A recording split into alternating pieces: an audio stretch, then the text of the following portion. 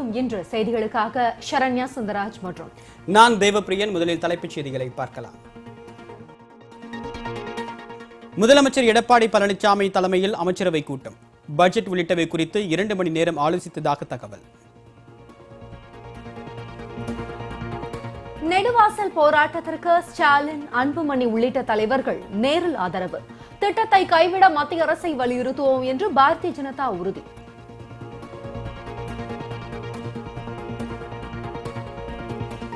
Theni neutrino திட்டம் குறித்து ஆய்வு செய்வதற்கான குழு. தமிழக சுற்றுச்சூழல் துறைக்கு 6 பேர் கொண்ட குழுவை பரிந்துரைத்தது மாசு கட்டுப்பாட்டு வாரியம். ராமநாதபுரம், தஞ்சை, மதுரை மாவட்டங்களில் கொட்டி தீர்த்த மழை. மேலும் 3 நாட்களுக்கு மழை தொடர வாய்ப்புள்ளதாக வானிலை மையம் தகவல்.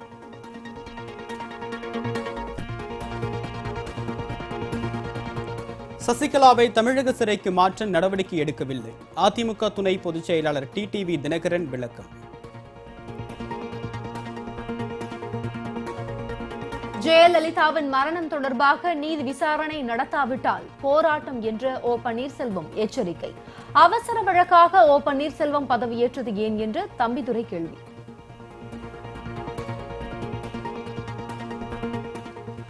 சிவகாசியில் 12 நாட்களாக தொடர்ந்த பட்டாசு ஆலை உரிமையாளர்களின் வேலை நிறுத்தம் வாபஸ். புதிய விதிமுறைகள் விவகாரத்தில் உரிய தீர்வு காண்பதாக மத்திய அரசு உறுதியளித்ததாக கூறி முடிவு. உள்நோக்கத்துடன் ஆசிரியர்களை இடமாற்றம் செய்த தலைமை ஆசிரியைக்கு நூதன தண்டனை. சீமை கருவேல மரங்களை அகற்றும் செலவை ஏற்க உயர்நீதிமன்ற மதுரை கிளை உத்தரவு.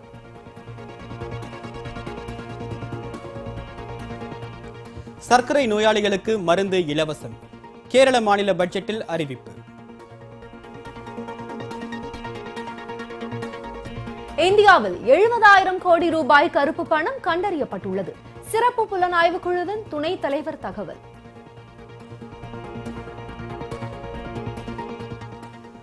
வாழ்நாள் தடைக்கு எதிராக ஸ்ரீசாந்த் தொடர்ந்த வழக்கு. இந்திய கிரிக்கெட் கட்டுப்பாட்டு வாரியம் பதிலளிக்க கேரள நீதிமன்றம் நோட்டீஸ். உள்நாட்டு போர் குறித்து விசாரணை நடத்த ஐநா சபை பரிந்துரை செய்த நீதிபதிகளை நிராகரிக்கும் துணிச்சல் இருந்தது. இலங்கை அதிபர் சிறிசேன பேச்சு.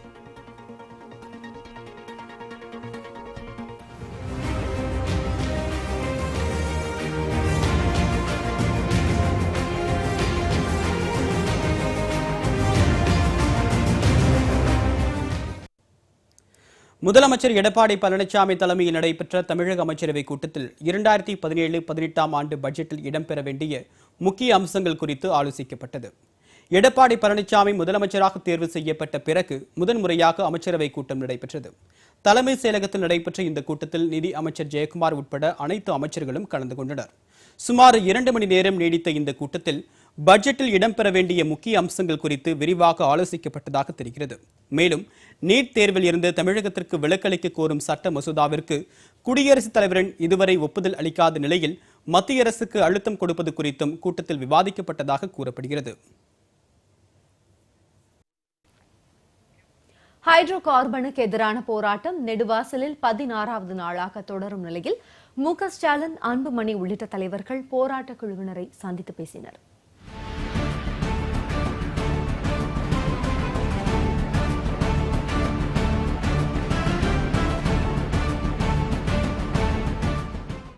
ஹைட்ரோ கார்பன் திட்டத்திற்கு தமிழக அரசு அனுமதி அளிக்காது என்று முதலமைச்சர் எடப்பாடி பழனிசாமி அறிவித்திருந்த நிலையில் மாவட்ட ஆட்சியர் கணேஷ் வியாழக்கிழமை பேச்சுவார்த்தை நடத்தினார். ஆனாலும் தமிழகத்தில் எந்த பகுதியிலும் எரிவாயு எடுக்க மாட்டோம் என்பது உள்ளிட்ட 3 கோரிக்கைகளை மத்திய அரசு ஏற்கும் வரை போராட்டம் நீடிக்கும் என்று அறிவித்து போராட்டத்தை போராட்டக்காரர்கள் தொடர்ந்தனர். போராட்டக்காரர்களுக்கு நேரில் ஆதரவு தெரிவித்து பேசிய திமுக செயல் தலைவர் மு.க. ஸ்டாலின், திமுக ஆட்சியில் மீத்தேன் ஆய்வுக்கு மட்டுமே அனுமதி தந்ததாகவும் எரிவாயு எடுக்க மத்திய அரசு ஒப்புதல் வழங்கியதாகவும் தெரிவித்தார். அப்படி பிரதமரை அவர் சந்தித்த நேரத்தில் 23 கோரிக்கைகள் அடங்கிய ஒரு மனுவை தந்துவிட்டு வந்திருக்கிறார்.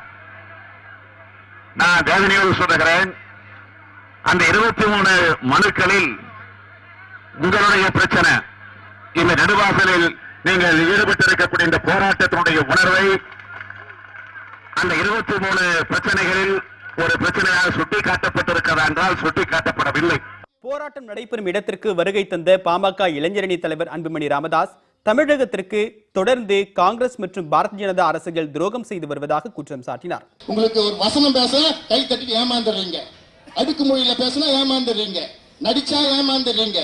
காலகாலமா இப்படியே நடந்ததுனாலதான் 50 வருஷமா நம்ம ஏமாளிகளா இருக்கிறோம். எனக்கு முன்பு வந்தார், கையெழுத்து போட்டவர் தான் வந்தார்.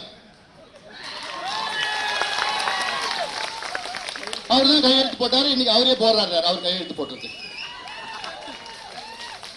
ஏமாறாதீங்க போதும். இந்திய கம்யூனிஸ்ட் கட்சியை சேர்ந்த மாநிலங்களவை உறுப்பினர் டி ராஜாவும் போராட்டத்தில் பங்கேற்று திட்டத்தை மத்திய அரசு கைவிட வலியுறுத்தினார்.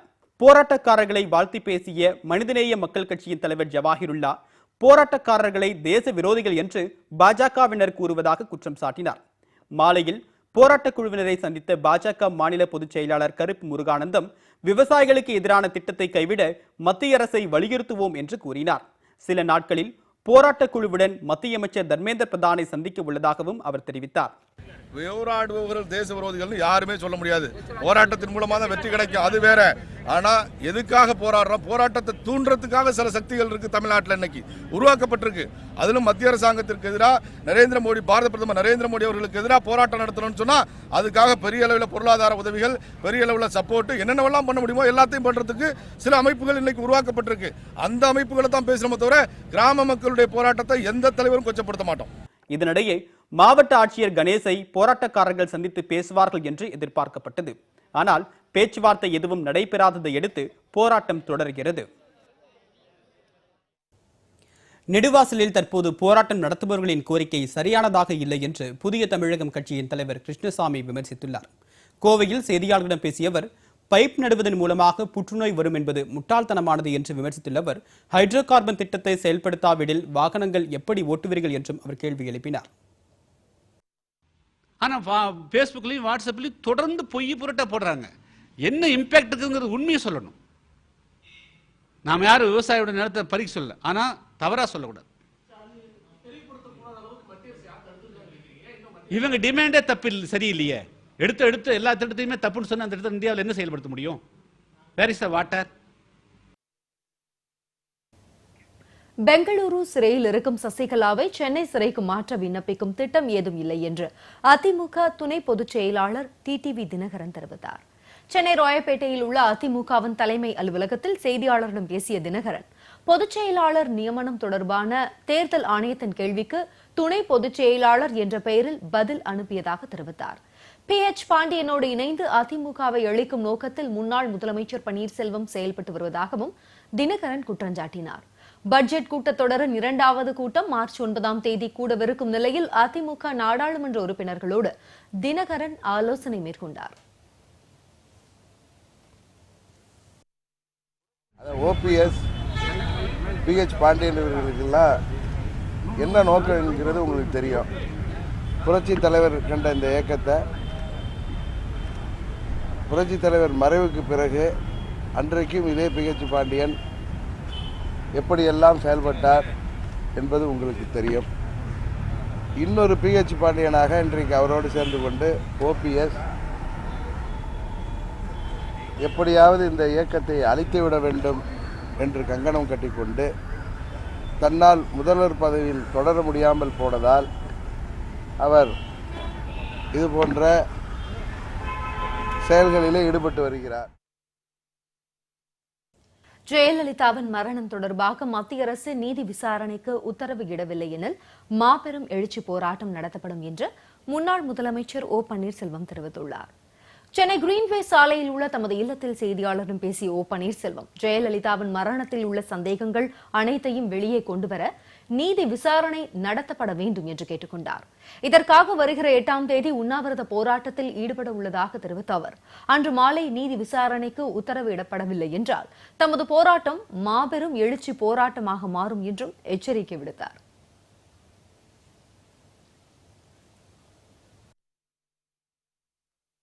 நீதி விசாரணை கமிஷன் அமைக்கப்படும் என்ற உத்தரவு நமக்கு கிடைக்கும் என்ற நம்பிக்கை நமக்கு இருக்கிறது. மாறுபட்டு செய்திகள் வறுமையானால் இந்த போராட்டம் தமிழக மக்கள் முழுமையாக எழுந்து நின்று ஒரு மிகப்பெரிய தமிழகத்தில் அறப்போராட்டமாக வெடிக்கும் என்பதை நான் இந்த நல்ல நேரத்திலே தெரிவித்துக் கொள்ள கடமைப்பட்டிருக்கின்றேன். மறைந்த முதலமைச்சர் ஜெயலலிதாவின் உடல் அடக்கம் செய்வதற்கு முன்பாக அவசரமாக ஓ பன்னீர்செல்வம் ஏன் முதலமைச்சராக பதவியேற்றார் என்று மக்களவை துணை சபாநாயகர் தம்பிதுரை கேள்வி எழுப்பியுள்ளார். கோவை விமான நிலையத்தில் செய்தியாளர்களிடம் பேசிய அவர் இவ்வாறு கூறினார். புரட்சித் தலைவர் எம்ஜிஆர் இறந்த பிறகு அதே நாவலர் தான் பொது காபந்து தற்காலிகமாக செயல்பட்டார்கள். எப்பவுமே இவர் தலைவர் இறந்த போது எல்லா செயல்களும் அடக்கலம் செய்த பிறகுதான் சட்டமன்ற அடைத்து அப்பொழுது முதல்வர் என்பது வழக்கம். அப்படி இருக்கும் பொழுது புரட்சி தலைவி அம்மா அவர்கள் ஆஸ்பத்திரியில் இருக்கும் பொழுது சட்டமன்ற கையெழுத்து வாங்கி எப்படி பன்னீர்செல்வம் அவர்கள் முதலமைச்சராக விளக்க வேண்டும்.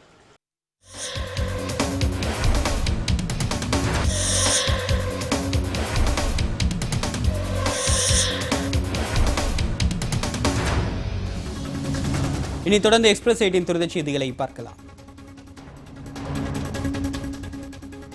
தேனியில் நியூட்ரினோ ஆய்வகம் அமைப்பது குறித்து ஆய்வு செய்வதற்கான நிபுணர் குழுவை தமிழக சுற்றுச்சூழல் துறைக்கு மாசு கட்டுப்பாட்டு வாரியம் பரிந்துரை செய்திருக்கிறது. தேனியில் நியூட்ரினோ ஆய்வகம் அமைப்பதற்கான சுற்றுச்சூழல் அனுமதியை எதிர்த்து பூ உலகின் நண்பர்கள் அமைப்பு சார்பில் தென்மண்டல தேசிய பசுமை தீர்ப்பாயத்தில் வழக்கு தொடர்ந்திருந்தனர். இதனையடுத்து நியூட்ரினோ ஆய்வகம் தொடர்பாக ஆய்வு செய்வதற்காக 6 பேர் கொண்ட குழுவை தமிழக அரசுக்கு பரிந்துரைத்திருப்பதாக மாசு கட்டுப்பாட்டு வாரியம் தீர்ப்பாயத்தில் தெரிவித்திருக்கிறது. இந்த குழுவின் ஒருங்கிணைப்பாளராக தமிழ்நாடு மாசு கட்டுப்பாட்டு வாரியத்தின் கூடுதல் தலைமை சுற்றுச்சூழல் பொறியாளர் சேகர் இருப்பார் என்றும் தெரிவிக்கப்பட்டிருக்கிறது. இலங்கை கடற்படையினரால் சிறைபிடிக்கப்பட்ட தமிழக மீனவர்களை விடுவிக்க நடவடிக்கை எடுக்க வேண்டும் என முதலமைச்சர் எடப்பாடி பழனிசாமி பிரதமர் மோடியை மீண்டும் கேட்டுக் கொண்டிருக்கிறார். இது தொடர்பாக பிரதமருக்கு முதலமைச்சர் எழுதியிருக்கிற கடிதத்தில் கச்சத்தீவை இலங்கையிடமிருந்து மீட்பது மட்டுமே மீனவர்களின் பிரச்சினைக்கு நிரந்தர தீர்வாக அமையும் என்று கூறியுள்ளார். மேலும் தமிழக அரசு கோரியுள்ள 1650 கோடி ரூபாய் நிவாரண நிதியை உடனே வழங்க வேண்டும் என வலியுறுத்தியுள்ள முதலமைச்சர் இலங்கை சிறைகளில் தற்போது 53 மீனவர்களும் அவர்களின் 123 படகுகளும் விடுவிக்க வேண்டும் என பிரதமரிடம் கோரிக்கை விடுத்திருக்கிறார். முல்லை பெரியாறு அணையில் தமிழக அதிகாரிகள் ஆய்வு நடத்த கேரள அதிகாரிகள் அனுமதி மறுப்பதாக தமிழக அரசு உச்சநீதிமன்றத்தில் மனு தாக்கல் செய்துள்ளது. முல்லை பெரியாறு விவகாரம் தொடர்பாக உச்சநீதிமன்றத்தில் தமிழக அரசு தாக்கல் செய்துள்ள மனுவில் தமிழக அதிகாரிகள் மழை பொழியும் அளவு, பராமரிப்பு பணிகள் ஆகியவற்றுக்காக முல்லை பெரியாறு அணை செல்ல வேண்டியிருப்பதாக தெரிவிக்கப்பட்டுள்ளது. அவ்வாறு செல்லும்போது கேரள அதிகாரிகள் தமிழக அதிகாரிகளுக்கு அனுமதி மறுப்பதாகவும் தமிழக அரசு குற்றம் சாட்டியுள்ளது. முல்லை பெரியாறு அணை இரு மாநிலங்களுக்கும் பொதுவானது என்பதால் தமிழக அதிகாரிகள் ஆய்வு செய்ய அனுமதிக்குமாறு உத்தரவிட வேண்டும் என்று தமிழக அரசு அந்த மனுவில் கோரியுள்ளது. சட்டப்பேரவையில் கடந்த ஆண்டு திமுக உறுப்பினர்கள் கூண்டோடு இடைநீக்கம் செய்யப்பட்டதை எதிர்த்து தொடரப்பட்ட வழக்கில் அன்றைய பேரவை நிகழ்வு தொடர்பான வீடியோ ஆதாரத்தை உயர்நீதிமன்றத்தில் பேரவை செயலாளர் ஜமாலுதீன் சமர்ப்பித்தார். பின்னர் வழக்கின் விசாரணையை மார்ச் 10ஆம் தேதிக்கு நீதிபதிகள் ஒத்திவைத்தனர். கடந்த ஆண்டு ஆகஸ்ட் மாதம் 17ஆம் தேதி சட்டப்பேரவையில் மானிய கோரிக்கைகள் மீதான விவாதம் நடைபெற்றது. அப்போது பேசிய அதிமுக எம்எல்ஏ குணசேகரன் ஸ்டாலின் மேற்கொண்ட நமக்கு நாமே பயணம் குறித்து விமர்சனம் செய்தார். அப்போது அவையில் ஏற்பட்ட கடும் அமளியை தொடர்ந்து திமுக உறுப்பினர்களை 1 வார காலம் இடைநீக்கம் செய்வதாக சபாநாயகர் அறிவித்தார். விருத்தாச்சலம் அருகே பேருந்து நிறுத்தத்தில் நின்று கொண்டிருந்த 9ஆம் வகுப்பு மாணவி தனியார் பள்ளி வேன் மோதியதில் உயிரிழந்தார். விருத்தாச்சலம் அருகே உள்ள கொளப்பாக்கம் கிராமத்தைச் சேர்ந்த கன்னடி என்பவரின் மகள் சிவரஞ்சனி விருத்தாச்சலம் அரசு பெண்கள் மேல்நிலைப் பள்ளியில் 9ஆம் வகுப்பு படித்து வந்த இவர் பள்ளி செல்வதற்காக இன்று அரசு குழி பேருந்து நிறுத்தத்தில் நின்று கொண்டிருந்தார். அப்போது அங்கு வேகமாக வந்த தனியார் பள்ளி வேன் சிவரஞ்சனி மீது மோதியதில் அவர் சம்பவ இடத்திலேயே உயிரிழந்தார். விபத்தை கண்டித்து அப்பகுதியைச் சேர்ந்த பொதுமக்கள் 500க்கும் மேற்பட்டோர் சாலை மறியலில் ஈடுபட்டனர். உலக புகழ்பெற்ற திருப்பதி வெங்கடாச்சலபதி கோவில் உண்டியலில் 4 கோடி ரூபாய் அளவுக்கு செல்லாத 1000 மற்றும் 500 ரூபாய் நோட்டுகள் இருந்ததாக கோவில் நிர்வாகம் தெரிவித்துள்ளது. ஆந்திர மாநிலத்தில் உள்ள திருப்பதி கோவிலுக்கு வரும் பக்தர்கள் உண்டியலில் செல்லாத நோட்டுகளை காணிக்கையாக செலுத்தியுள்ளனர் என்றும் கடந்த 2 மாதங்களில் மட்டும் 4 கோடி ரூபாய் உண்டியலில் செலுத்தப்பட்டுள்ளதாகவும் நிர்வாகம் கூறியுள்ளது. செல்லாத 500 மற்றும் 1000 ரூபாய் நோட்டுகளை வைத்திருப்பது சட்டப்படி குற்றம் என மத்திய அரசு சட்டம் கொண்டு வந்துள்ளது. இந்நிலையில் திருப்பதி கோவில் நிர்வாகம் தங்களிடம் உள்ள செல்லாத நோட்டுகள் குறித்து ரிசர்வ் வங்கிக்கும் மத்திய அரசுக்கும் கடிதம் அனுப்பியுள்ளது.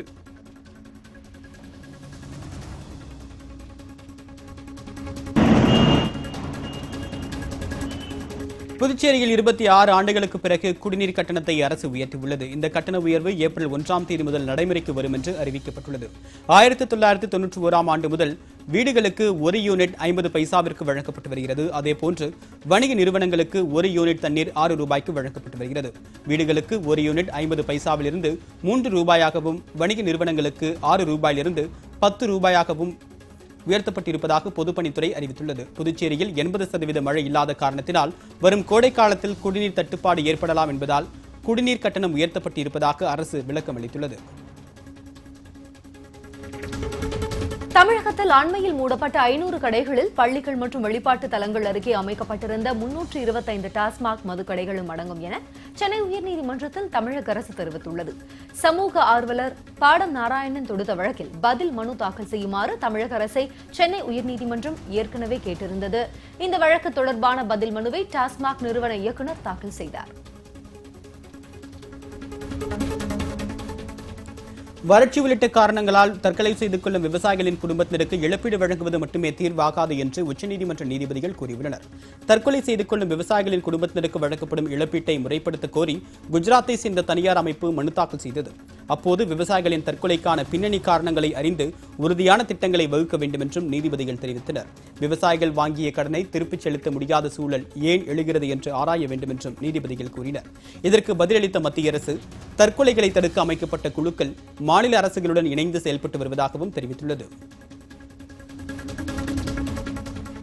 கேரளாவில் உள்ள அரசு மருத்துவமனைகளில் சர்க்கரை நோய் மற்றும் ரத்த அழுத்தத்திற்கு இலவசமாக பரிசோதனை செய்து கொள்ளலாம் என்றும் இலவச மருந்து வழங்கப்படும் என்றும் அரசு அறிவித்துள்ளது.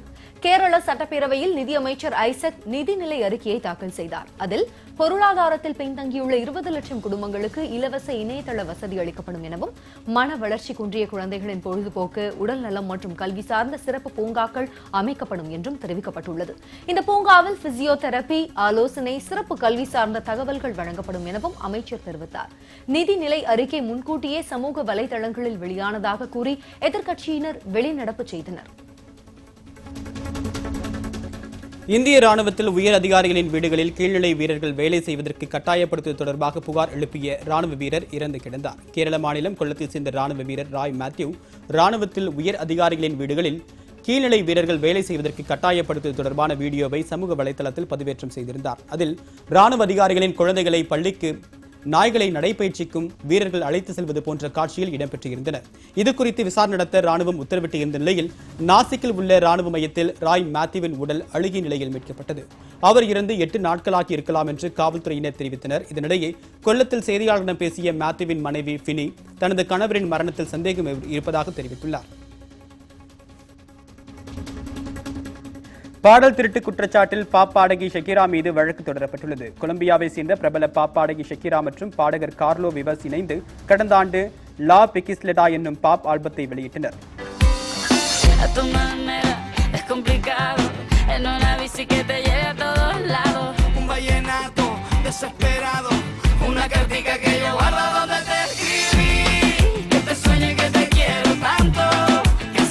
இந்த ஆல்பத்தில் வரும் பைக் என்னும் பாடல் ஒன்று லத்தீன் கிராமி விருதையும் 2016ஆம் ஆண்டின் கவர்ச்சிகரமான பாடல் என்ற விருதையும் வென்றது.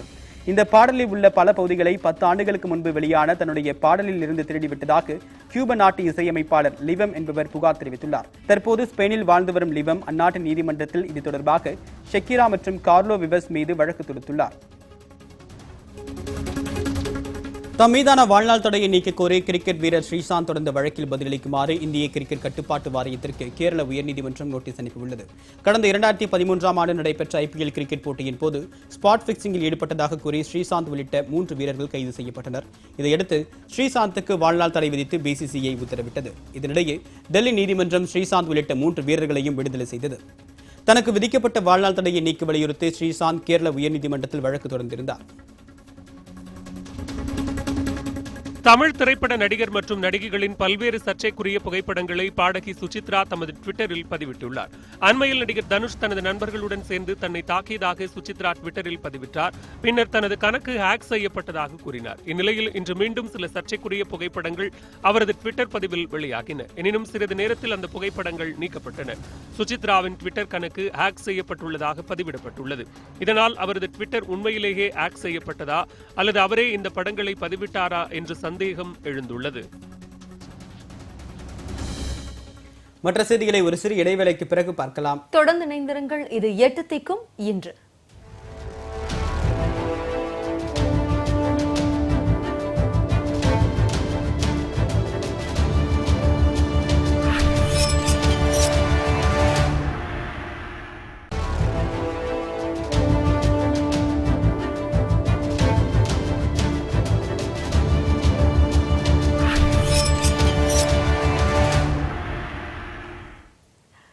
உள் தமிழகத்தின் ஒரு சில இடங்களிலும் கடலோர மாவட்டங்களில் ஓரிரு இடங்களிலும் அடுத்த 3 நாட்களுக்கு மழை பெய்ய வாய்ப்புள்ளதாக சென்னை வானிலை ஆய்வு மையம் தெரிவித்துள்ளது. கடந்த 2 மாதங்களாக வறட்சி காணப்பட்டு வந்த நிலையில் உள் மாவட்டங்களில் சாரல் மழை பெய்தது.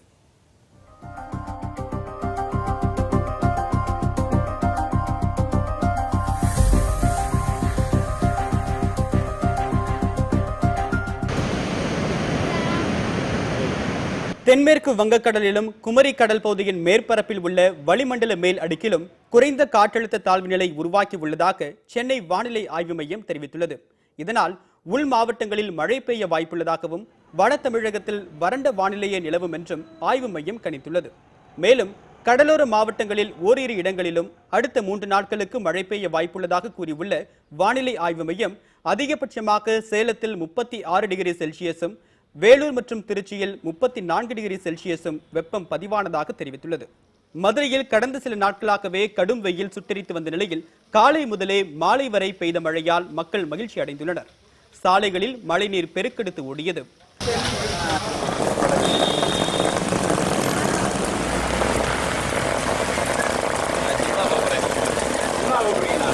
தஞ்சை மாவட்டத்தில் கடந்த 2 மாதங்களாக வறட்சி நிலவி வரும் நிலையில் வெப்பம் தணிந்து 1 மணி நேரம் மழை பெய்ததால் விவசாயிகள் மகிழ்ச்சி அடைந்தனர்.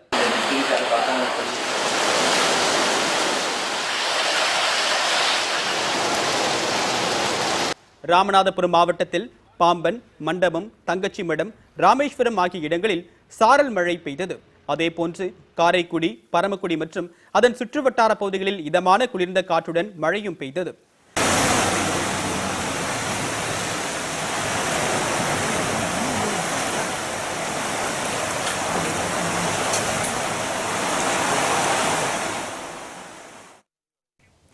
உள்நோக்கத்தோடு செயல்பட்டு ஆசிரியர்களின் பணி மாற்றத்திற்கு காரணமாக இருந்த தலைமை ஆசிரியை அரசு நிலத்தில் உள்ள சீமை கருவேல மரங்களை அகற்றும் செலவை ஏற்க வேண்டும் என உயர்நீதிமன்ற மதுரை கிளை உத்தரவிட்டுள்ளது. ராமநாதபுரம் மாவட்டம் திருப்புல்லானி SSAM அரசு மேல்நிலைப் பள்ளி ஆசிரியர்கள் முகேந்திரன், சண்முகநாதன் மற்றும் சுந்தரமூர்த்தி ஆகியோர் முன்னாள் மாணவி அளித்த பாலியல் புகாரால் பணியிட மாறுதல் செய்யப்பட்டனர். இதனை எதிர்த்து உயர்நீதிமன்ற மதுரை கிளையில் மனு தாக்கல் செய்த ஆசிரியர்கள் பள்ளியின் தலைமை ஆசிரியை பிரேமா தனது குழந்தைகளுக்கு போலி சாதி சான்றிதழ் பெற்றது குறித்து அதிகாரிகளின் கவனத்திற்கு கொண்டு சென்றதால் பழிவாங்கப்பட்டதாக வாதிட்டனர். பாலியல் புகார் அளித்த முன்னாள் மாணவியிடம் நீதிபதிகள் விசாரணை மேற்கொண்ட போது தலைமை ஆசிரியை பிரேமா மிரட்டல் விடுத்து புகாரை எழுதி வாங்கியது தெரியவந்தது. இந்த வழக்கில் தீர்ப்பு வழங்கிய நீதிபதி ஆசிரியர்களின் பணியிட மாறுதல் உத்தரவை ரத்து செய்ததோடு அதே பள்ளியில் மீண்டும் பணியை தொடர ஆணையிட்டனர். தலைமை ஆசிரியை பிரேமா அரசு நிலத்தில் 2400 சதுர அடி பரப்பில் உள்ள சீமை கருவேல மரங்களை அகற்றும் செலவை ஏற்க வேண்டும் என நீதிபதி உத்தரவிட்டார். சீமை கருவேல மரங்களை அகற்றும் பணியை மாவட்ட நீதிபதி நேரில் பார்வையிட்டு உயர்நீதிமன்ற பதிவாளருக்கு அறிக்கை அளிக்க வேண்டும் என்றும் இந்த உத்தரவை நிறைவேற்ற நடவடிக்கை எடுக்காவிடில் உயர்கல்வி இணை இயக்குநர் மீது ஒழுங்கு நடவடிக்கை எடுக்கப்படும் என்றும் நீதிபதி உத்தரவிட்டார். 12 நாட்களாக வேலை நிறுத்த போராட்டத்தில் ஈடுபட்டிருந்த விருதுநகர் மாவட்ட பட்டாசு ஆலை உரிமையாளர்கள் போராட்டத்தை திரும்பப் பெறுவதாக அறிவித்திருக்கின்றனர்.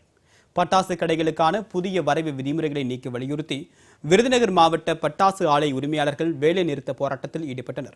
பட்டாசு ஆலை உரிமையாளர்கள் சங்க பிரதிநிதிகள் மத்திய அமைச்சர் நிர்மலா சீதாராமனை நேற்று சந்தித்து பேசினர். இந்த நிலையில் போராட்டத்தை திரும்பப் பெறுவதாக பட்டாசு ஆலை உரிமையாளர்கள் அறிவித்திருக்கின்றனர்.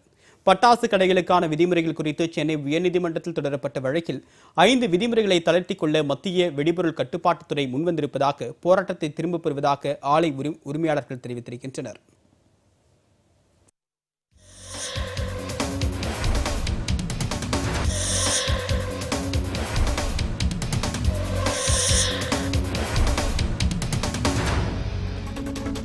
இனி அடுத்ததாக எக்ஸ்பிரஸ் 18 துரித செய்திகள்.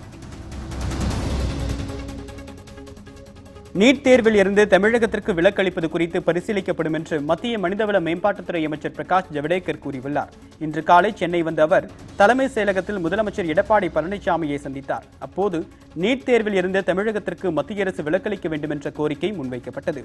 இந்த கோரிக்கை குறித்து பரிசீலிக்கப்படும் என்று பிரகாஷ் ஜவடேகர் உறுதியளித்தார். இந்த சந்திப்பின் போது தமிழக அமைச்சர்கள் CV சண்முகம், விஜயபாஸ்கர் உள்ளிட்டோர் உடன் இருந்தனர்.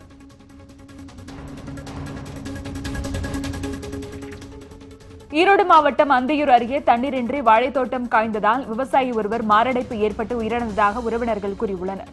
செம்பிளிச்சாம்பாளையம் பகுதியைச் சேர்ந்த சென்னிமலை என்ற விவசாயி 3 ஏக்கரில் சாகுபடி செய்யப்பட்ட வாழைத்தோட்டம் தண்ணீரின்றி கருகியதால் கடந்த சில நாட்களாக மன உளைச்சலில் தவித்து வந்ததாக கூறப்படுகிறது.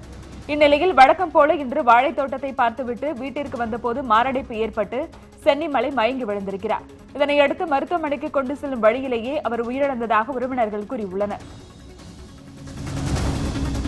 நெடுவாசல் போராட்டத்தில் ஈடுபட்டு வரும் மக்களுக்கு ஆதரவாக சேலம் மாவட்ட ஆட்சியர் அலுவலகம் முன்பு போராட்டத்தில் ஈடுபட முயன்ற மாணவ மாணவியரை போலீசார் கைது செய்தனர். ஹைட்ரோ கார்பன் திட்டத்தை கண்டித்து சேலம் மாவட்ட ஆட்சியர் அலுவலகம் முன் போராட்டம் நடத்தப்போவதாக தமிழ்நாடு மாணவர் இளைஞர் பேரவையினர் அறிவித்து இருந்தனர். போராட்டத்திற்காக வந்த அவர்களை வழியிலேயே தடுத்து நிறுத்திய போலீசார் கைது செய்து அழைத்து சென்றனர். தொடர்ந்து மத்திய அரசு வந்து தமிழர்கள் மேலே விவசாயிகள் மேலே தொடர்ந்து இந்த மாதிரி திட்டங்களை திணிச்சு அவங்களோட வாழ்வாதாரத்தை கெடுக்கிறாங்க. மத்திய அரசு மாநில அரசு இந்த ஹைட்ரோ கார்பனுடைய ஒப்பந்தத்தை கேன்சல் செய்யணும்னு சொல்கிறேன். தாமிரபரணி ஆற்றில் இருந்து குளிர்பான நிறுவனங்கள் தண்ணீர் எடுக்க விதிக்கப்பட்ட இடைக்கால தடை நீக்கப்பட்டதை கண்டித்து நெல்லை மக்கள் போராட்டத்தில் ஈடுபட்டுள்ளனர். நெல்லை டவுன்பாத் பகுதியில் மக்கள் நலசங்கம் சார்பில் வெளிநாட்டு குளிர்பானங்களை தரையில் கொட்டி ஆர்ப்பாட்டம் நடத்தப்பட்டது. குடிப்பதற்கு தண்ணி கிடையாது. ஒவ்வொரு நாளும் மாவட்ட ஆட்சித்தலைவர் அலுவலகத்தில் நீங்கள் பார்த்தால் கூட்டத்துடன் மக்கள் போராடி கொண்டிருக்கிறார்கள். ஆனால் நீதிமன்றத்தில் ஒரு வாதம் வைக்கப்படுகிறது உபரி நீர் என்று. எது உபரி நீர்? அமராவதி தண்ணீரை நான் பாதுகாப்பது நமது கடமை. கோடை கால இப்போது வடகிழக்கு பருவமழையும் இல்லை, தென்மேற்கு பருவமழை பொய்த்துவிட்ட சூழலில் இன்று மழை வருமா என்று காத்துக் கொண்டிருக்கின்ற நேரத்திலே நீதிமன்றமானது தண்ணீர் எடுக்க ஒரு உத்தரவு கொடுக்கிறது. நன்றாக இயங்கிக் கொண்டிருந்த பன்னீர்செல்வம் அரசுக்கு ஏன் முட்டுக்கட்டை போடப்பட்டது என மயிலாப்பூர் சட்டப்பேரவை உறுப்பினர் நடராஜ் கேள்வி எழுப்பினார். அதிமுகவின் பன்னீர்செல்வம் அணிக்கு ஆதரவு தெரிவித்த நடராஜ் கிரீன்வே சாலையில் உள்ள பன்னீர்செல்வம் வீட்டுக்கு சென்றார். அங்கு தொண்டர்கள் மத்தியில் பேசிய அவர் தற்போது தமிழகத்தில் ஏற்பட்டுள்ள அரசியல் மாற்றத்திற்கு மக்களிடையே பெரும் எதிர்ப்பலை எழுந்துள்ளதாகவும் மக்களின் எண்ணங்கள் தேர்தலின் போது எதிரொலிக்கும் என்றும் தெரிவித்தார்.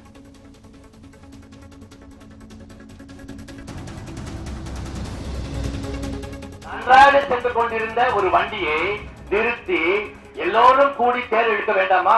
அந்த தேருக்கு எதுக்கு முட்டுக்கட்ட? நல்லா நடந்துகிட்டு இருந்தது, அதுக்கு எதுக்கு முட்டுக்கட்ட? அதுக்கு எந்த விதமான ஒரு நெஞ்சில் எந்த ஒரு எண்ணத்தோடு இது செய்யப்படுகிறது? பருவமழை பொய்த்து போனதால் வெங்காய விளைச்சல் குறைந்து விலை கிடுகிடுவென உயர்ந்துள்ளது. திண்டுக்கல் வெங்காய சந்தைக்கு 5000 மூட்டைகள் விற்பனைக்கு வரும் நிலையில் தற்போது 2500 மூட்டை வெங்காயமே விற்பனைக்கு வருகிறது. இதனால் கடந்த வாரம் கிலோ 22 ரூபாய்க்கு விற்பனை செய்யப்பட்ட வெங்காயம் தற்போது 50 ரூபாய்க்கு விற்பனை செய்யப்படுகிறது. மண்டபம் அருகே கடலில் மீன்பிடித்துக் கொண்டிருந்த விசைப்படகு மீனவர்கள் மீது நாட்டுப்படகு மீனவர்கள் பெட்ரோல் குண்டுகளை வீசி தாக்குதல் நடத்தியதில் 2 பேர் காயமடைந்தனர். ராமநாதபுரம் மாவட்டம் மண்டபம் அருகே விசைப்படகு மீனவர்கள் வடக்கு கடற்பகுதியில் தடை செய்யப்பட்ட இரட்டைமிடி வலைகளை பயன்படுத்தி மீன்பிடித்ததாக கூறப்படுகிறது. அதே பகுதியில் மீன்பிடிக்க வந்த நாட்டுப்படகு மீனவர்கள் இரட்டைமிடி வலை பயன்படுத்தி மீன்பிடித்த விசைப்படகு மீனவர்களுடன் வாக்குவாதத்தில் ஈடுபட்டனர். இதனால் மீனவர்களிடையே மோதல் ஏற்பட்டது. தமிழ்நாடு இசை மற்றும் கவின்கலை பல்கலைக்கழகத்தின் துணைவேந்தர் வீணை காயத்ரி அதிமுக பொதுச் செயலாளர் டிடிவி தினகரை சந்தித்து பேசினார். முன்னாள் முதலமைச்சர் பன்னீர்செல்வத்திற்கு ஆதரவு அளித்தார் என்று கூறப்பட்டு வந்த நிலையில் தற்போது அதிமுக தலைமை அலுவலகத்தில் டிடிவி தினகரனை அவர் சந்தித்துள்ளார். பின்னர் செய்தியாளர்களிடம் பேசிய வீணை காயத்ரி தமது பணி நீட்டிப்புக்காகவும் அவருக்கு வாழ்த்து தெரிவிக்கவுமே சந்தித்ததாக கூறினார். தாம் யாரையும் ஆதரிக்கவில்லை என்றும் வீணை காயத்ரி கூறியுள்ளார். அவங்களை கிரீட் பண்றதுக்காக நான் வந்திருக்கேன் திரு தினகரன் அவர்களை. இந்த பல்கலைக்கழகத்தை இப்போ இருக்கிற அரசு ரொம்ப நியாயம் பண்ணி ரொம்ப நல்ல முன்னேற்றமா கொண்டு போவாங்கன்ற நம்பிக்கை எனக்கு இருக்கு. நான் எந்த பொலிட்டிக்கல் குரூப்பையும் நான் வெளியில போய் நான் சப்போர்ட் பண்ணவே இல்லை. சர்வதேச கடல் எல்லையை தாண்டி மீன்பிடித்ததாக கைது செய்யப்பட்ட பாகிஸ்தான் மீனவர்கள் 18 பேர் விடுதலை செய்யப்பட்டனர். அண்மையில் கராச்சியிலிருந்து மீன்பிடிக்க சென்ற பாகிஸ்தான் மீனவர்கள் எல்லை தாண்டி மீன்பிடித்ததாக கூறி இந்திய கடற்படை கைது செய்தது. குஜராத் அழைத்துச் செல்லப்பட்ட மீனவர்கள் பின்னர் சிறையில் அடைக்கப்பட்டனர். கைது செய்யப்பட்ட மீனவர்களை விடுவிக்க வேண்டும் என இந்திய அரசிடம் பாகிஸ்தான் வெளியுறவுத்துறை அமைச்சகம் வேண்டுகோள் விடுத்தது. இதையடுத்து நல்லெண்ண அடிப்படையில் 18 மீனவர்களையும் விடுதலை செய்து மத்திய அரசு உத்தரவிட்டது. விடுவிக்கப்பட்ட 18 மீனவர்களும் கராச்சி திரும்பினர். அவர்களை உறவினர்கள் மாலை அணிவித்து உற்சாகமாக வரவேற்பளித்தனர். பாரதிய ஜனதா கட்சியின் தேசிய தலைவர் அமர் சிங்கை தனது குழந்தைகள் தொலைக்காட்சியில் கூட பார்க்க அனுமதிக்க மாட்டேன் என்று உத்தரப்பிரதேச முதலமைச்சர் அகிலேஷ் யாதவின் மனைவி டிம்பிள் யாதவ் தெரிவித்துள்ளார். அண்மையில் அமர் சிங் அளித்த பேட்டியில் சமாஜ்வாதி கட்சியில் அகிலேஷ் மற்றும் முலாயம் சிங் இடையே ஏற்பட்ட மோதல் திட்டமிடப்பட்ட நாடகம் என்று தெரிவித்திருந்தார். இந்நிலையில் நியூஸ் 18 குழுமத்திற்கு பேட்டியளித்த டிம்பிள் யாதவ் தனது குழந்தைகள் தொலைக்காட்சியில் கூட அமர் சிங்கை பார்க்க அனுமதிக்க மாட்டேன் என்று தெரிவித்துள்ளார். துபாய் டென்னிஸ் சாம்பியன்ஷிப் போட்டியில் இந்தியாவின் ரோஹன் போபண்ணா மற்றும் போலந்தின் மெட்காவ்ஸ்கி இணை இறுதிப் போட்டிக்கு முன்னேறியுள்ளது. அரையிறுதியில் இந்த இணை இந்தியாவின் லியாண்டர் பயஸ் மற்றும் ஸ்பெயினின் காசியா லோபேஸ் இணையோடு பல பரீட்சை நடத்தியது. ஆரம்பத்தில் ஆதிக்கம் செலுத்திய போபண்ணா மெட்காவ்ஸ்கி இணை முதல் செட்டை கைப்பற்றினர். ஆனால் இரண்டாவது செட்டை பயஸ் இணை தனதாக்கியது. பின்னர் டை பிரேக்கர் வரை சென்ற மூன்றாவது செட்டில் மீண்டும் போபண்ணா இணை ஆதிக்கம் செலுத்தியது. இதனால் 6-3, 3-6 மற்றும் 10-8 என்ற செட் கணக்கில் வெற்றி பெற்றது. சிறுமியை பாலியல் பலாத்காரம் செய்த குற்றச்சாட்டின் பேரில் இந்தியாவை சேர்ந்த பனிசறுக்கு வீரரை அமெரிக்க போலீசார் கைது செய்துள்ளனர். அமெரிக்காவின் நியூயார்க் நகரில் நடைபெற்று வரும் பனிசறுக்கு போட்டியில் இந்தியாவின் சார்பில் காஷ்மீரை சேர்ந்த தன்வீர் ஹுசைன் மற்றும் அபித் கான் ஆகியோர் பங்கேற்றனர். இதில் தன்வீர் ஹுசைன் அமெரிக்காவை சேர்ந்த 13 வயது சிறுமியை பாலியல் பலாத்காரம் செய்ததாக போலீசில் புகார் அளிக்கப்பட்டது. இதையடுத்து புதன்கிழமை கைது செய்யப்பட்ட ஹுசைன் சுவிஸ் சிறையில் அடைக்கப்பட்டார். ஒரு சிறிய இடைவேளைக்கு பிறகு மேலும் பல செய்திகளை தொடர்ந்து பார்க்கலாம். இணைந்திருங்கள், இது 8 திக்கும் என்று.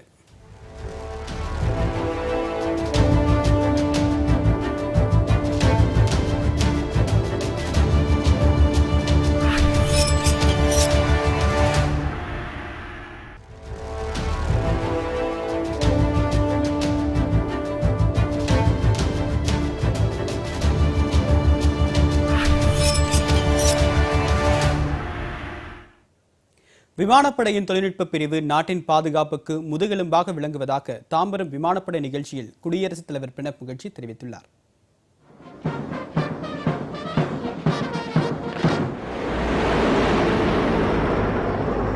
சென்னையை அடுத்த தாம்பரத்தில் அமைந்துள்ள இந்திய விமானப்படை பயிற்சி தளத்தில் பயிற்சியின் போது சிறப்பாக செயல்படும் வீரர்களுக்கு ஆண்டுதோறும் விருதுகள் வழங்கப்படுகின்றன. இன்று நடைபெற்ற விழாவில் பங்கேற்ற குடியரசுத் தலைவர் பிரணாப் முகர்ஜி விமானப்படையின் தொழில்நுட்ப பிரிவு மற்றும் பதான்கோட் ஹெலிகாப்டர் பிரிவுகளுக்கு விருதுகளை வழங்கி கௌரவித்தார்.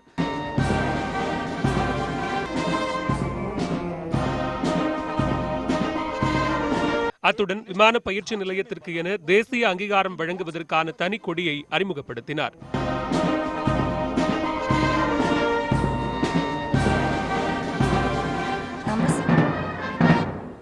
பின்னர் உரையாற்றிய பிரணாப் முகர்ஜி பதான்கோட்டில் தீவிரவாத தாக்குதலின் போது ஹெலிகாப்டர் 125வது பிரிவு வீரமுடன் போரிட்டு பெரும் உயிரிழப்பை தடுத்ததாக தெரிவித்தார். தியாகம் செய்வதென்பது ராணுவ வீரர் ஒருவருக்கு ஆபரணம் போன்றதென்றும் அவர் குறிப்பிட்டார். நாட்டின் பாதுகாப்பில் விமானப்படை தொழில்நுட்ப பிரிவு முதுகெலும்பாக திகழ்வதாக தெரிவித்த பிரணாப் முகர்ஜி நாட்டுக்காக தியாகம் செய்யும் வீரர்களுக்கு தம்முடைய வாழ்த்துக்களையும் பாராட்டுக்களையும் தெரிவித்துக் கொள்வதாக கூறினார். Fundamental technical training in aircraft maintenance and servicing to the young recruits in mechanical aviation trades. The tradesmen so trained are the backbone of the maintenance arm of the Indian Air Force, ensuring the operational capability and effectiveness. அதன் பின்னர் விமானப்படை வீரர்களின் கண்கவர் அணிவகுப்பு மரியாதையை குடியரசுத் தலைவர் பிரணாப் முகர்ஜி ஏற்றுக்கொண்டார்.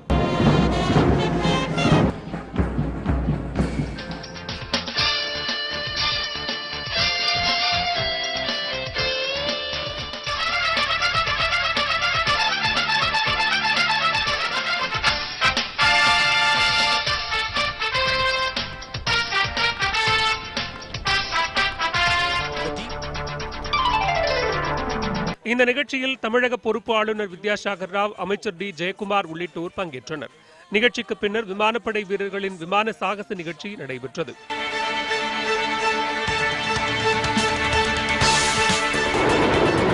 MI-17 மற்றும் 35 ரக ஹெலிகாப்டர்களின் அணிவகுப்பு 125வது படைப்பிரிவு வீரர்களின் ஹெலிகாப்டர் சாகசங்கள் பலரையும் கவர்ந்தன.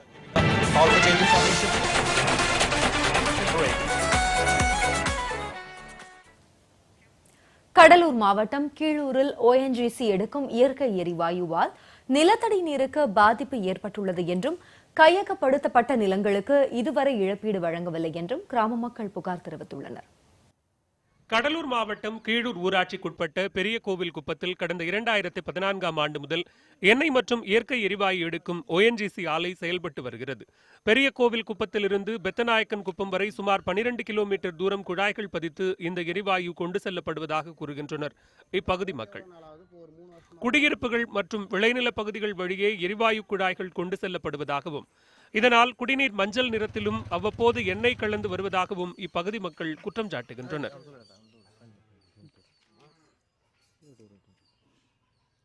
ONGC நிறுவனம் இங்கே வந்ததால இந்த தண்ணி இது போல் கலர் மாறிடுச்சு. அதுக்கு முன்னாடிலாம் நல்லா தான் இருந்தது.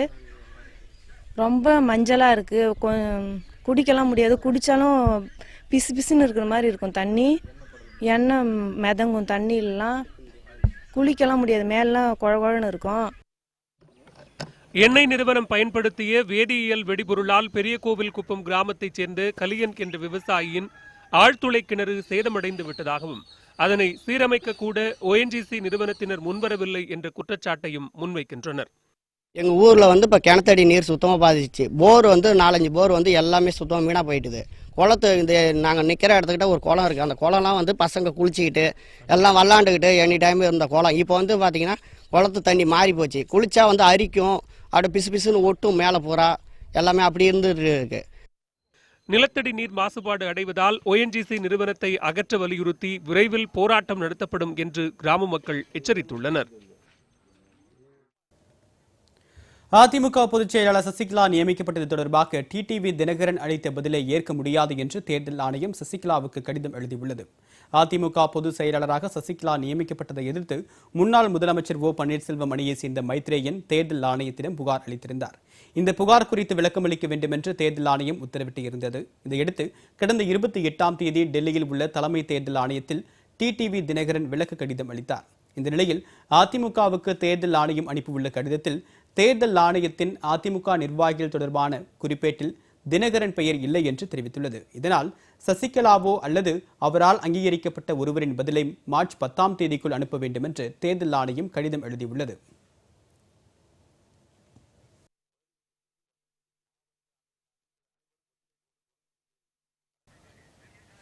உத்தரப்பிரதேஷ் மாநில சட்டப்பேரவைக்கான 6ஆம் கட்ட தேர்தல் காலையில் தொடங்குகிறது.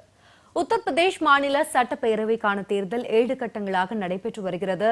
5 கட்ட தேர்தல் முடிந்துள்ள நிலையில் சனிக்கிழமை 49 தொகுதிகளில் 6ஆம் கட்ட தேர்தல் நடைபெறுகிறது. இந்த தேர்தலில் நேபாள எல்லையோர பகுதியில் உள்ள தொகுதிகள் பதற்றமானவையாக அறிவிக்கப்பட்டுள்ளன. மேலும் சர்ச்சைக்குரிய எல்லையோர பகுதிகளில் காவல்துறையினர் பாதுகாப்பு படையினரோடு இணைந்து கண்காணிப்பை தீவிரப்படுத்தியுள்ளனர். 77,84,000 பெண்கள் உட்பட 1,72,00,000 வாக்காளர்கள் இதில் வாக்களிக்க உள்ளனர். 49 தொகுதிகளில் 635 வேட்பாளர்கள் களத்தில் உள்ளனர். அதிக அளவாக கோரக்பூர் தொகுதியில் 23 பேரும், குறைந்த அளவாக முகமதாபாத் தொகுதியில் 7 பேரும் போட்டியிடுகின்றனர். மொத்த வேட்பாளர்களில் 160 பேர் கோடீஸ்வரர்கள் மற்றும் 126 பேர் குற்ற பின்னணி கொண்டவர்கள் ஆவர்.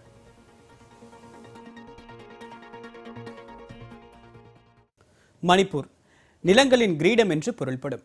இயற்கை அழகு கொஞ்சம் அந்த மாநிலத்தின் ஆட்சியை கைப்பற்றுவதில் ஆளும் காங்கிரஸ் கட்சிக்கும் பாஜகவுக்கும் கடும் போட்டி உருவாகியுள்ளது.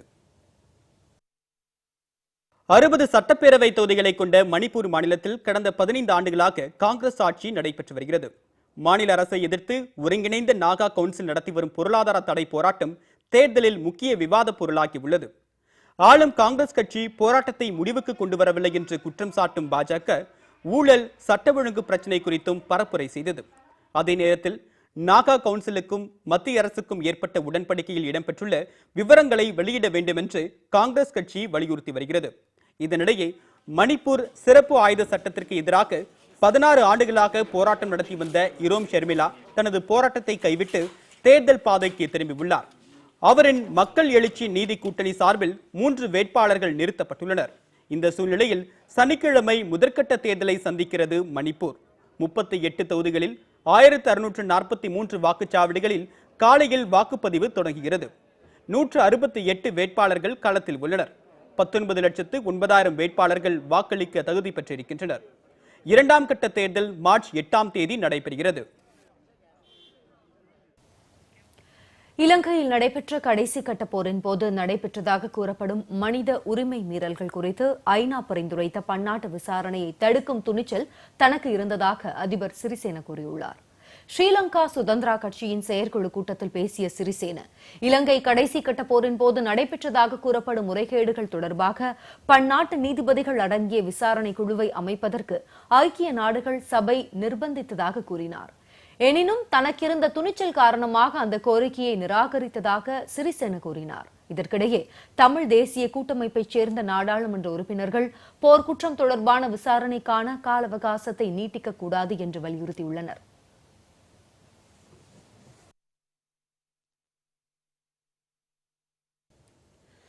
ஜெர்மன் கிராண்ட் பிரீ பேட்மிண்டனில் இந்திய வீரர் ஸ்ரீகாந்த் 3வது சுற்றில் தோல்வியடைந்து தொடரில் இருந்து வெளியேறினார். ஜெர்மனியில் நடைபெற்று வரும் கிராண்ட் பிரீ பேட்மிண்டன் தொடரின் ஆடவர் பிரிவில் 6 இந்திய வீரர்கள் பங்கேற்றனர். இதில் 2வது சுற்றில் ஸ்ரீகாந்தை தவிர எஞ்சிய 5 வீரர்களும் தோல்வியடைந்து வெளியேறினர். இந்த நிலையில் காலிறுதிக்கு முன்னேறும் முனைப்பில் 3வது சுற்றில் களமிறங்கிய ஸ்ரீகாந்த் உலக தரவரிசையில் 5வது இடத்தில் உள்ள சீன வீரர் சென் லாங்கை எதிர்கொண்டார்.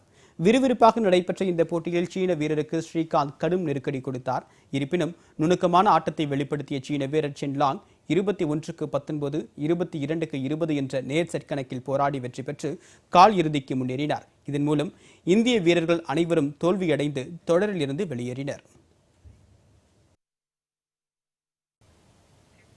தீராத நோயான பார்க்கின்சன் நோயால் அவதிப்பட்ட போதிலும் மற்றவர்களுக்கு உதவும் நோக்கத்தோடு செயல்பட்டு வரும் இளைஞர் ஒருவரின் அசாத்திய மனோதிடம் குறித்து விளக்குகிறது இன்றைய இப்படிக்கு இவர்கள் தொகுப்பு.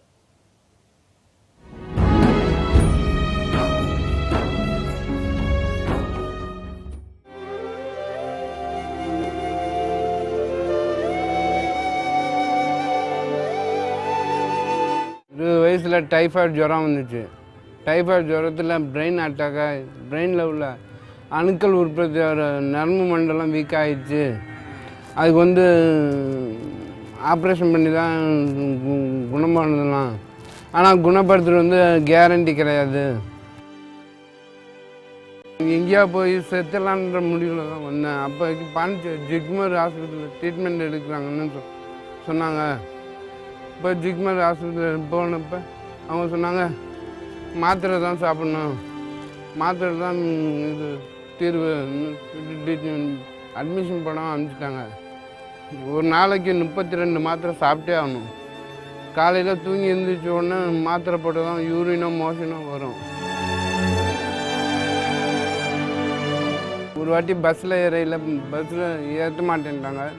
பிடிவாதமாக ஏறி உக்காந்து அந்த கண்டக்டர் கீழே இறங்கினா தான் வண்டி எடுப்பேன். ரொம்ப கஷ்டப்பட்டு ஏறி உக்காந்தேன். வண்டி எடுப்பேன், இறங்கினா தான் வண்டி எடுப்பேன்னு சொல்லி தட்டத்தில் மாதிரி கீழே விழுந்தப்போ என் பாக்கெட்டில் உள்ள பணம் எல்லாத்தையும் எடுத்துக்கிட்டு என்னை அப்பயும் உதவி பண்ண யாரும் வரல. இந்த உலகமே காசில் தான் இருக்குது. நம்ம அதுக்கு விதி மாற நம்ம இப்படி இருந்தாலும் மற்றவங்க உதவி செய்யணும் மனப்பான்மை அப்போ தான் எனக்கு வந்துச்சு.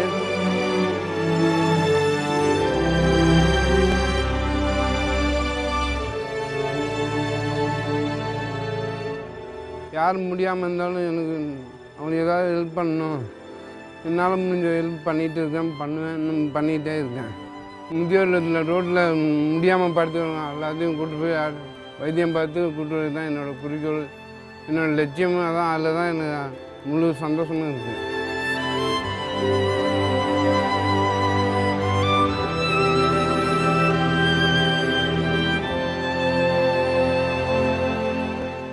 ஒரு கால் ஒரு கை இழுத்துருச்சுங்க. பல்லு விளக்கிடுவார், மூஞ்சிக்கு சோப் போட்டு அவரை துணியால் துடைச்சி விடுவார். என் பையனுக்கு ஒரு கால் நடக்க முடியாமல் இழுத்துச்சு. இந்த தம்பி தான் எடுத்துகிட்டு போய் சரவணன் தான் எடுத்துகிட்டு போய் ஃப்ரெண்ட்ஸ் ஆஸ்பத்திரியில் நல்லா ஆக்கி சரவணன் எல்லாம் பாதுகாப்பு பண்ணி நல்லது செய்யுது.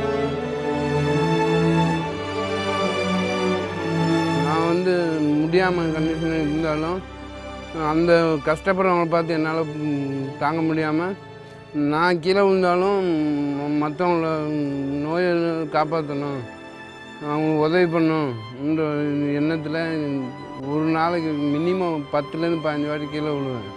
கீழே விழுந்தாலும் அவங்களுக்கு உதவி பண்ணணும்னு தன்னம்பிக்கையில் பண்ணிகிட்டு இருக்கேன்.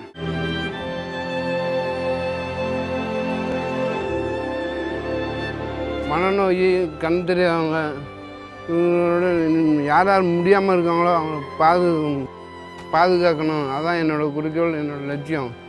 நான் வந்து இறந்தாலும் என்னோடய உறுப்புகள் அழியக்கூடாதுன்னு பாண்டிச்சேரி மருத்துவமனைக்கு டொனேட் பண்ணியிருக்கேன்.